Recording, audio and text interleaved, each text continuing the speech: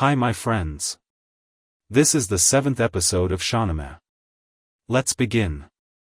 Setting forth on a royal progress to view his eastern provinces, Zaal arrived in Kabul, where Merab, a descendant of Zahak, was the ruler. Merab greeted Zaal warmly with gifts of horses and slaves. Merab had a big garden close to his palace. He ordered his men to prepare the garden for Zaal. Zaal wanted to stay in Kabul for a while. He met the important people of the area. He was spending a good time in the garden. There he heard of Merab's daughter. That she is a very beautiful girl called Roodabeh, and so many important people and princes have proposed her, but she refused. Learning of Roodabeh, Merab's beautiful daughter, Zaal lost his heart in love. On the other hand, when Merab went back to his palace, he talked to his wife, Zaal, and his daughter Roodabeh about Zaal, the son of Sam. Roodabeh, listening to his father, was interested in meeting the good-looking young man. The other day she sent her maids to the garden to get news about Zaal. The maids went to the garden to collect flowers for their lady and get some news. Zaal's servant went to the girls and asked them why they are there and make noise. They told him the reason. They said, "Our lady is interested in meeting your master, Zaal." The servant gave the message to Zaal. He was happy to hear this. Zaal sent the girls off with jewels, a plan to meet Roodabeh that night, and a warning that if they deceived him, he would have them trampled by elephants.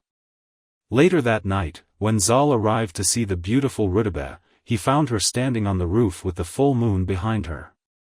They exchanged sweet words, and Roodabeh literally let down her hair and implored him to climb it. Zaal kissed her hair and said he could never cause her harm. Here it's good to mention something.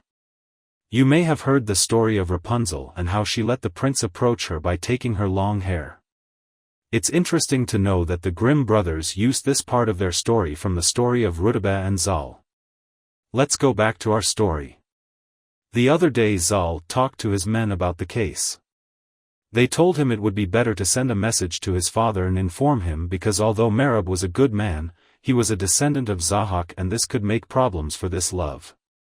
Zaal sent a letter to his father and told him that he was deeply in love with the daughter of Merab. Sam received the letter. He was upset. On one hand, he loved his son and felt sorry for what he had done to him in his childhood. On the other hand, King Manucher was dear to him and his idea was very important. Sam was not hopeful that the king would agree. Sam sent a letter to the king about the issue. King Manucher was outraged. He sent back a letter commanding Sam to attack Kabul and kill Merab. The news was sent to Kabul. Merab was angry of his daughter. He told her, "You are a disgrace to our family. Because of you I will lose my power and my life." Zaal wrote a letter to his father again and requested him to agree to his marriage instead of killing Merab. Zaal reminded Sam of the oath he had made to fulfill all his wishes. On the other hand, Zaal, Roodabeh's mother, decided to travel to Seistan where Sam lived and talk to him in person. She arrived to Seistan and met Sam and told the love story of her daughter and his son. Sam was impressed. Finally, the ruler Sam decided to refer the question to astrologers, to know whether or not the marriage between Zaal and Roodabeh would be prosperous. He was informed that the offspring of Zaal and Roodabeh would be the conqueror of the world. Sam told Zaal to meet the king in person, this would be more effective. When Zaal arrived at the court of Manucher, he was instructed by the king to showcase his skills. Zaal was asked highly difficult questions and riddles by the emperor's wisest men, which Zaal proceeded to answer correctly. Zaal's test was to explain different sayings. Here are the situations given, each by a different sage. 1. There are 12 flourishing cypress trees, each with 30 branches. 2. There are 2 fine horses, one is black and one is white. They struggle and fight but can never overtake the other. 3. There is another wonder, there is a group of riders that pass by the prince. Sometimes there are 30 and others 29. Sometimes you can see one and others you cannot. 4. There is a beautiful meadow filled with green plants and a man with a scythe cuts down the plants, whether they are fresh or dead. 5. There are 2 cypress trees in the ocean and a bird builds nests on each. When he leaves one, it dries up, and when he enters the other it becomes fresh. In this way, one is always dried and the other is fragrant. 6. The final sage said, "In the mountains, there was a flourishing city that was abandoned by its people in favor of a thorny patch where they built a new towering city. When an earthquake came and toppled their new houses, they longed for their old home." Zaal responded with his answers. The 12 trees with 30 branches were the 12 months of the year. The 2 horses, one light and one dark, are night and day, which exist simultaneously in the heavens. The group of riders that sometimes appear to be 30 and sometimes appear to be 29 are the days of the month.